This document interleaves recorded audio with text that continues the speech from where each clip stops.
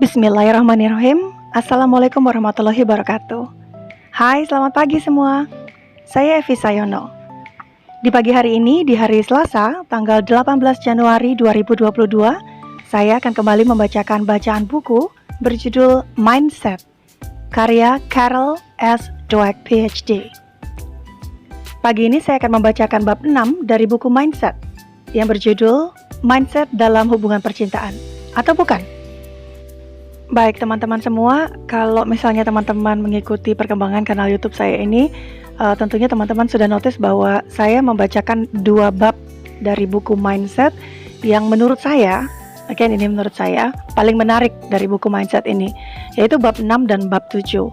Bab 6 sendiri menceritakan tentang mindset dalam hubungan percintaan, sedangkan bab 7 itu membahas mindset atau pola pikir berkembang pada guru, orang tua, dan pelatih. Untuk bab 6 ini akan menjadi video kelima yang membahas tentang pola pikir kembang dalam hubungan percintaan.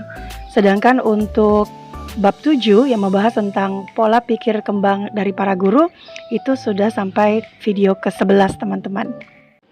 Baik, untuk video kelima kali ini yang membahas tentang subbab 6 mengenai hubungan percintaan dan mindset tumbuh dari orang yang terlibat di dalamnya, kita masih akan membahas miskonsepsi dalam hubungan percintaan terkait persaingan antara dua orang yang terlibat dalam hubungan percintaan tersebut, di mana orang-orang bermindset tetap atau berpola pikir tetap berpendapat bahwa mereka harus terus-menerus membuktikan kompetensinya agar selalu dibilang yang terbaik atau terpintar, dan seterusnya.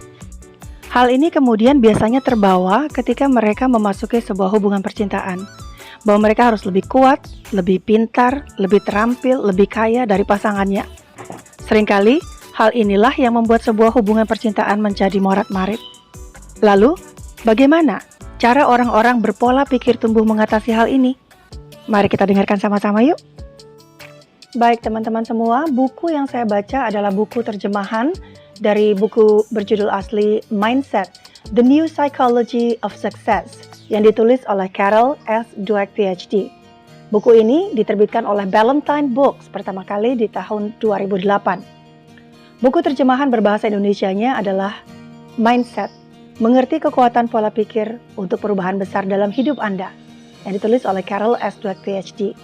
Yang edisi bahasa Indonesianya diterbitkan oleh PT Baca, Bentang Aksara Cahaya di tahun 2017. Nah, jika teman-teman ingin membaca sendiri buku ini, silakan ya teman-teman. Buku ini bisa didapat di banyak toko buku terkemuka di kota di tempat teman-teman berada.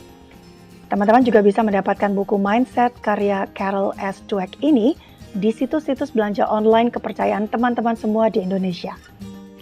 Nah teman-teman, sebelum saya membacakan bagian bab 6 dari buku Mindset ini, buat teman-teman yang belum sempat subscribe, monggo ya silakan diklik tanda subscribe-nya. Teman-teman juga dapat mengklik tanda lonceng, sehingga teman-teman akan langsung terupdate bila mana saya kembali mengunggah video bacaan buku baru pada kanal saya ini. Jika teman-teman merasa bahwa isi buku ini dapat membantu kolega lain yang mungkin sedang membutuhkan, teman-teman dapat mempertimbangkan untuk share link video ini di sosial media milik teman-teman juga.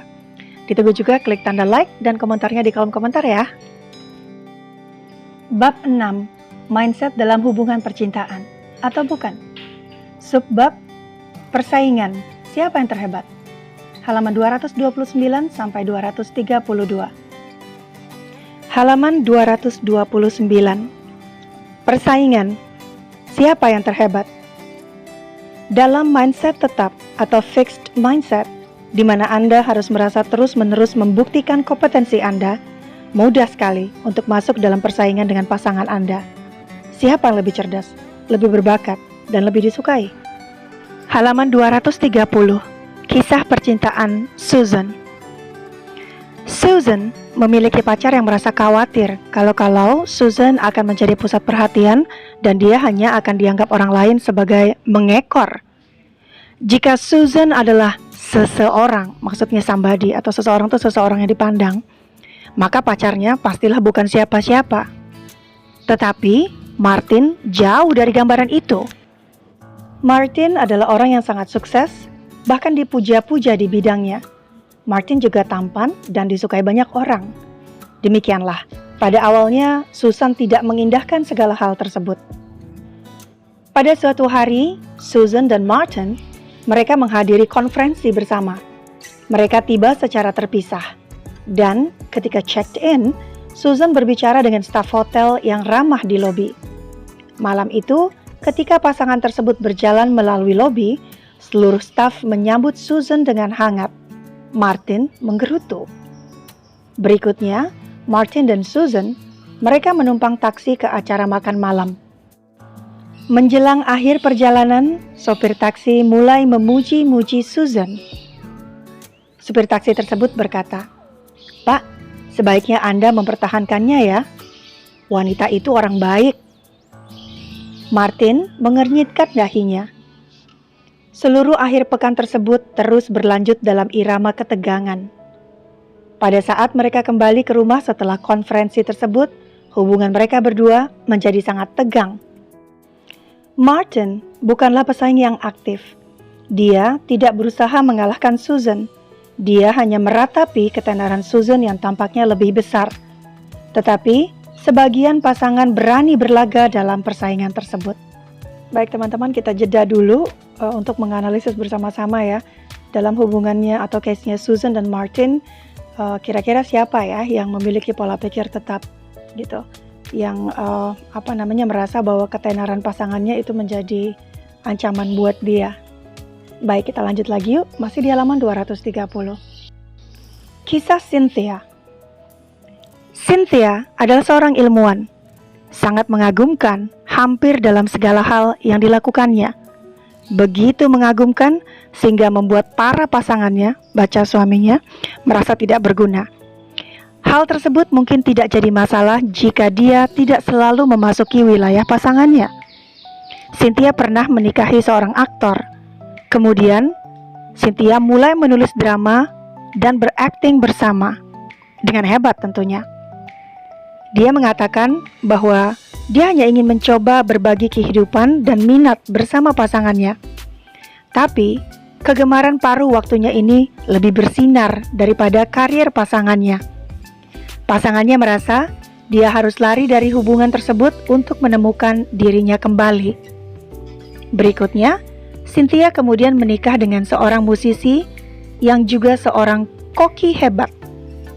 Dan dalam waktu yang tidak terlalu lama, dia berhasil duduk di Menara Gading dan menciptakan resep-resep yang luar biasa.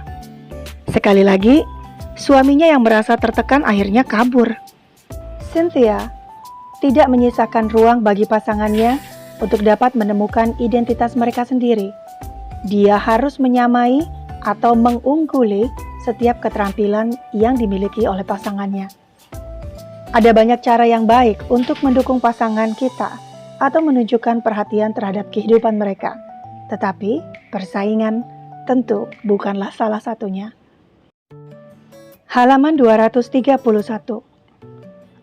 Berkembang dalam berbagai hubungan. Ketika orang memulai sebuah hubungan, mereka menghadapi pasangan yang berbeda dengan diri mereka, dan mereka belum tahu cara menghadapi perbedaan-perbedaan tersebut.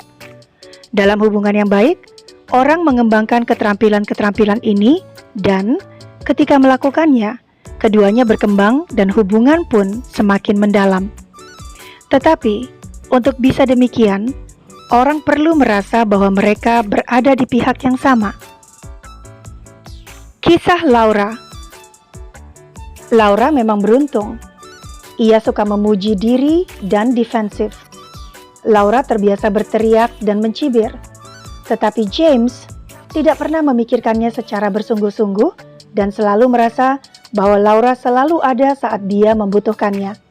Demikianlah, ketika Laura mencaci maki, James menenangkannya dan membuat Laura mau membicarakan segala hal bersamanya. Seiring dengan berjalannya waktu, Laura belajar meninggalkan kebiasaannya berteriak dan mencibir. Halaman 232. Ketika atmosfer kepercayaan berkembang, mereka menjadi sangat tertarik pada perkembangan satu sama lain. James sedang membangun sebuah perusahaan dan Laura menghabiskan waktu berjam-jam untuk mendiskusikan rencana-rencana James. dan sebagian persoalan yang dihadapinya. Laura selalu bercita-cita untuk menulis buku anak-anak. James membantunya menuangkan gagasan-gagasannya dan menulis draft awal. James mendorongnya untuk menghubungi seseorang yang mereka kenal sebagai ilustrator. Dalam konteks hubungan ini, masing-masing membantu yang lain untuk melakukan hal-hal yang mereka ingin lakukan dan menjadi pribadi yang mereka inginkan. Belum lama ini, saya berbicara dengan seorang teman mengenai pandangan orang tentang pengasuhan anak, bahwa setiap orang tua melakukan dengan cara yang sedikit berbeda. Dalam menjelaskan pandangan ini, dia menyamakannya dengan hubungan pernikahan. Mengasuh anak itu seperti suami istri dalam pernikahan. Masing-masing memasuki hubungan dalam kepribadian yang sudah terbentuk, dan kamu jangan berharap dapat mempengaruhi pasangan. Oh tidak, jawab saya. Bagiku, makna sebenarnya dari sebuah pernikahan adalah mendukung perkembangan pasangan Anda dan membuat mereka mendukung perkembangan Anda. Dengan hal tersebut, saya tidak bermaksud mengatakan hal semacam ini sebagai My Fair Lady, di mana Anda mengupayakan perubahan ekstrem dalam pasangan, tetapi kemudian pasangan Anda merasa tidak cukup baik sebagai diri mereka sendiri. Catatan saya, My Fair Lady itu sebuah film klasik ya, dibintangi oleh Audrey Hepburn.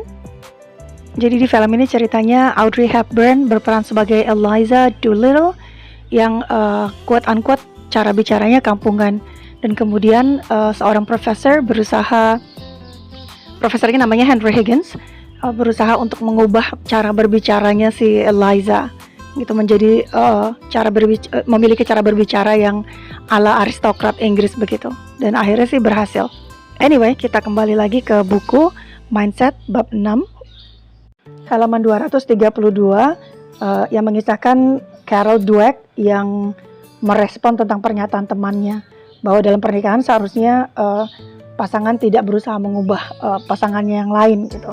Jadi si Carol S. Dweck bilang bahwa ia tidak bermaksud mengatakan bahwa perubahan itu seperti perubahan ekstrem yang terjadi pada film My Fair Lady.